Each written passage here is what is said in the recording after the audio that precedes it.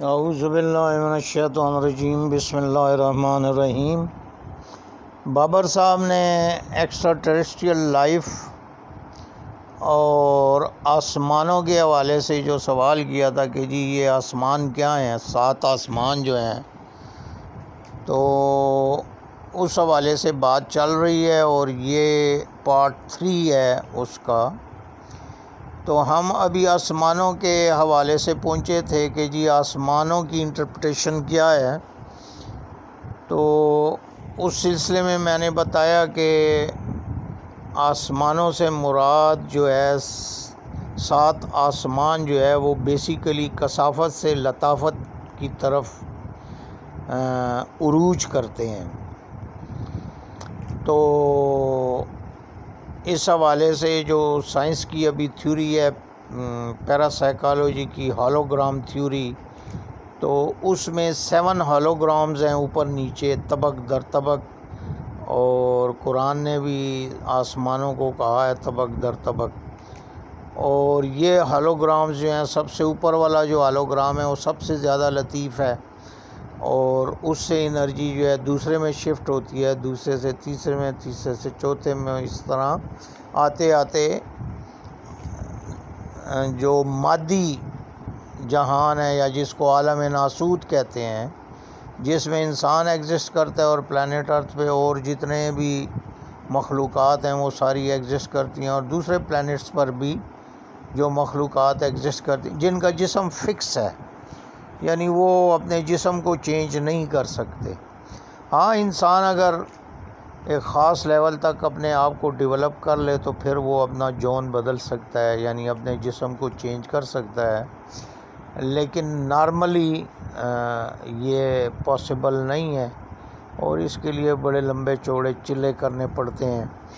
तो जादू से भी ये मुमकिन है और ज़िक्र अस्कार से भी ये मुमकिन है और मेडिटेशन में देख तो सकते हैं, लेकिन उसमें ये मुमकिन नहीं है कि जी आप अपने जिस्म को चेंज कर सकें। हाँ, दूसरी मखलूक़ात को देख सकते हैं मेडिटेशन से, विजिबिलिटी स्पेक्ट्रम जो है वो चेंज हो सकता है, लेकिन जिस्म का चेंज होना जो है ये जादू का एक हाई लेवल हो या स्पिरिचुअल डेवलपमेंट का एक ख़ास लेवल अचीव करें तो फिर ये पॉसिबल है। दूसरा आसमान जो है वो आलम जिन्नात का है। अब आलम जिन्नात जो है वो आलम इंसान से ज़रा लतीफ़ है, इसीलिए जिन्नात हमें नज़र नहीं आते, वो हमारे विजिबिलिटी स्पेक्ट्रम से आउट होते हैं, क्योंकि वो लतीफ़ होता है जहान। तो जिन जो है जब अपनी असल शक्ल में होगा तो वो हमें नज़र नहीं आएगा। अब जो जिन्नात का आलम है, इसका स्पेस टाइम जो एक्सपेंडेड है और ये आलम नासूत से बहुत बड़ा है। तो जिन्नात का के जो 1 साल है वो आलम नासूत के 100 साल के बराबर है,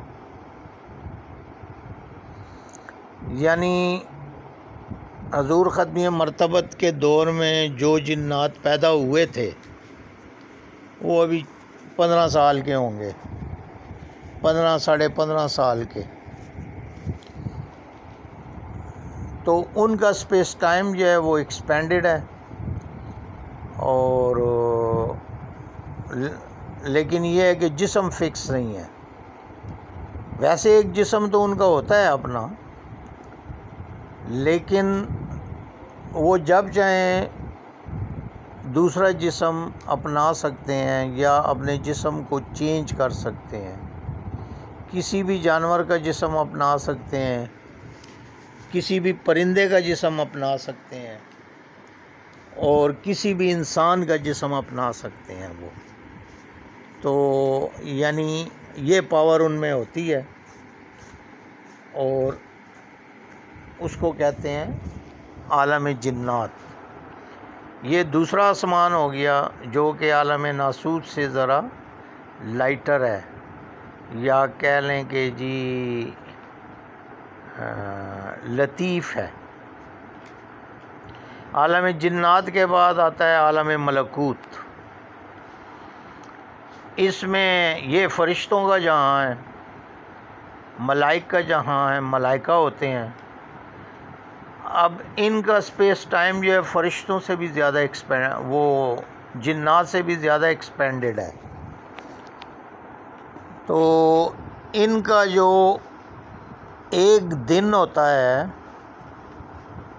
वो इंसान के 50,000 साल के बराबर होता है एक दिन।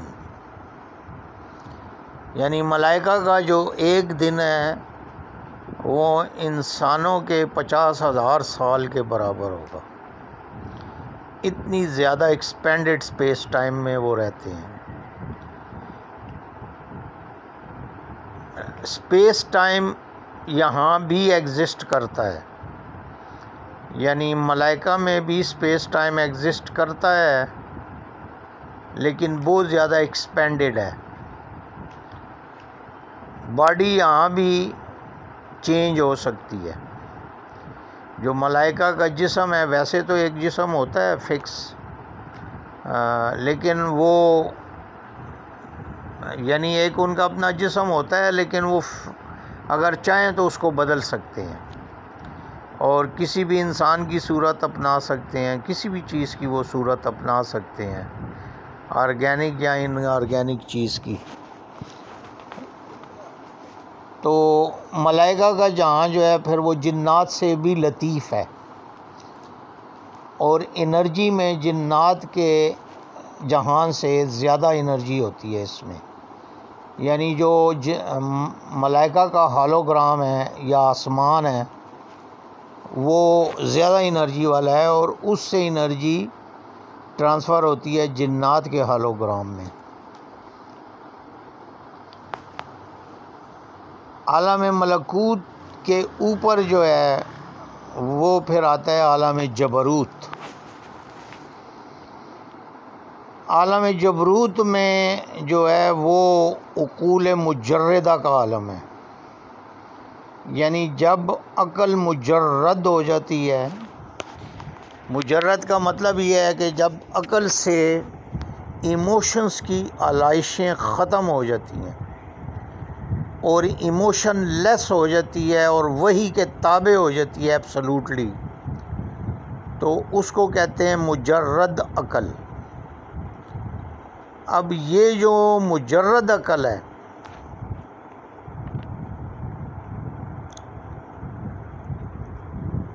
ये स्पेस टाइम के बैरियर को तोड़ देती है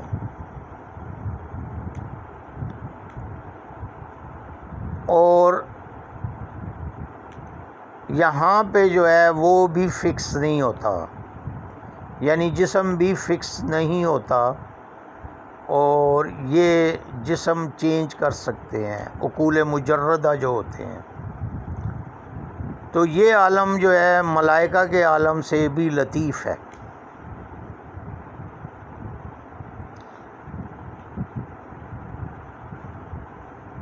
इसी तरह और इनका स्पेस टाइम जो है वो मलाइका के स्पेस टाइम से भी एक्सपेंडेड है, ज़्यादा वसी है उकूल मुजर्रदा का जो स्पेस टाइम है।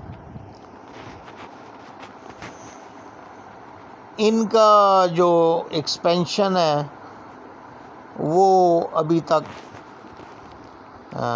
कुरान में तो ज़ाहिर बात है हर चीज़ का वो मौजूद है, लेकिन हमारे ऊपर अभी तक ये चीज़ वाज़ेह नहीं हुई कि इनके स्पेस टाइम की रेशो क्या है।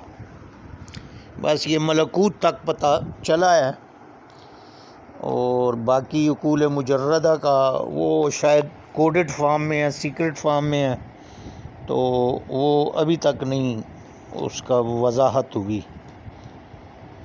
उकूल मुजर्रदा के बाद या जबरूत के बाद है फिर आलम लाहूत। जैसे कि इकबाल ने कहा ना कि तायर लाहूती उस रिश्त से मौत अच्छी, जिस रिश्त से आती हो परवाज़ में कोताही। ये जो लाहूत का जहाँ है ये है सिफ़ात इलाही का जहां, यानी सिफ़ात इलाही जो है वो मुजर्रद फॉर्म में यहाँ पे होती हैं इस आलम में, और इनको कहते हैं आलम लाहूत। यहाँ स्पेस टाइम एग्जिस्ट नहीं करता, यानी स्पेस टाइम अब ख़त्म हो जाता है। आलम लाहूत में आके स्पेस टाइम नहीं होता, एग्जिस्ट नहीं करता। और ये जहान जो है ये ज़्यादा लतीफ़ है आलम जबरूत से, और इसकी एनर्जीज़ जो है ट्रांसफ़र होती हैं जबरूत में, जबरूत से फिर मलकूत में, मलकूत से फिर आलम जिन्नात में, और जिन्नात से नासूत में। तो ये सिफ़ात इलाही का जहां है, और यहाँ से मुख्तलिफ़ सिफ़ात इलाही जो हैं वो कायनात के मुख्तलिफ़ मज़ाहर पे हुक्मरान होती हैं।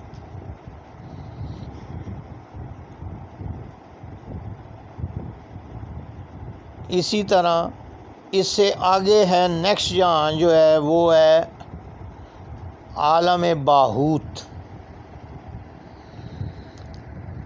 आलम बाहूत में ज़ात इलाही और सिफ़ात इलाही, इन दोनों को हम तसव्वुर करते हैं।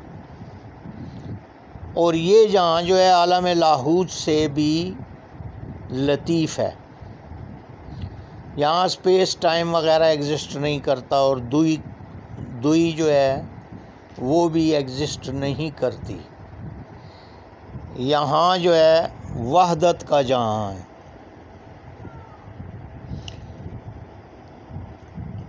और ये जो है उनसे लतीफ़ है। अब इंसान जो है उसके अंदर आलम नासूत से लेके आलम लाहूत तक के दर्जात मौजूद होते हैं, और अगर वो तरक्की करे तो आलम लाहूत तक पहुंच सकता है। जैसे कि इकबाल ने भी कहा कि तायर लाहूती उस रिस्क से मौत अच्छी जिस रिस्क से आती हो परवाज़ में कोताही। तो इंसान के अंदर ये डॉर्मेंट फॉर्म में ये कैपेबिलिटी मौजूद है कि वो आलम लाहूत तक डेवलप हो सके और अस्माए इलाही का परतो बन सके। तो जब वो अस्माए इलाही का सही मानों में परतो बन जाता है तो फिर वो भी स्पेस टाइम से आज़ाद हो जाता है। आलम बाहूत में अस्माए इलाही और ज़ात इलाही ये दोनों मौजूद हैं और स्पेस टाइम एग्जिस्ट नहीं करता। और फिर इससे भी ऊंचा जो है और लतीफ़ जहां वो है आलम हाहूत, यानी हव्वियत, ऐसा आलम के जहां हम अल्लाह की ज़ात से सिफ़ात को भी अलहदा कर देते हैं और सिर्फ़ अल्लाह की ज़ात को तसव्वुर करते हैं। आलम बाहूत में सिफ़ात को भी साथ तसव्वुर करते हैं, अगरचे अल्लाह की सिफ़ात जो है ज़ात से अलहदा नहीं है, लेकिन जो होलोग्राम का फंक्शन है वो ऐसा ही है। तो आलम बाहूत में हम सिफ़ात और ज़ात दोनों का तसव्वुर करते हैं कि ये दोनों हैं इस जहाँ में, लेकिन आलम हाहूत में फिर सिर्फ हव्वियत होती है और बस एक बेकरां ज़ात है जो ज़मान व मकान से आज़ाद है और जिसकी कोई शक्ल नहीं। लैसा कमिस्ली शैउन, ये असल मंबा है एनर्जी का। ये जहाँ से एनर्जीज़ अनलीश होती हैं तो लोअर आसमानों में आती हैं। जैसे होते हैं ना कि अगर आपने फॉर एग्ज़ाम्पल 7 कमरे बनाए हुए हैं एक दूसरे के पीछे, और पहले कमरे का रुख जो है वो सूरज की तरफ है, तो सूरज से रोशनी पहले कमरे में आती है, फिर पहले कमरे से वो रोशनी थोड़ी सी डिम होके सेकंड कमरे में होती है, फिर उससे डिम होके तीसरे कमरे में, और इस तरह आखिरी कमरे तक। यानी वो नूर जो है डिम हो जाता है। तो इसी तरह ये मुख्तलिफ़ आलमों में वो जो एनर्जी है वो डिम हो जाती है, यानी वो कम होती जाती है। तो ये एक मतलब है कि पैरासाइकोलॉजी आजकल ये कंसेप्ट देती है तख्लीक़ कायनात का हॉलोग्राम थ्योरी के हवाले से। तो बहरहाल ये थ्योरी ना भी हो तो कुरान ने जिस तरह बताया कि जी आसमान तबक दर तबक हैं, 7 ऊपर नीचे हैं, बाकी उनके नाम रखना और ये जी जो रिवायात में आया है, पहला आसमान याकूत का है, दूसरा फ़लाँ का है, तीसरा फ़लाँ का है, वो ऐसे स्टोरियाँ हैं। मतलब है कि ये इसराइली रिवायात से ली गई हैं चीज़ें, और अंडरस्टैंडिंग के हवाले से ये नहीं है। जबकि असल में समावात जो हैं वो कसाफत से लताफत की तरफ जो सफ़र है उसको ज़ाहिर करते हैं, और वो तबक दर तबक जो है लतीफ़ होते जाते हैं। तो ये है ओवरऑल पिक्चर, यानी 7 आसमानों का की तफसील ये है, और उसमें अपनी अपनी मखलूक़ात हैं, और इंसान एक ऐसी मखलूक है कि इसमें नासूत से लेके लाहू तक के सारे जहान मौजूद हैं, और ये उनमें सफ़र कर सकता है और अपने आप को डेवलप कर सकता है।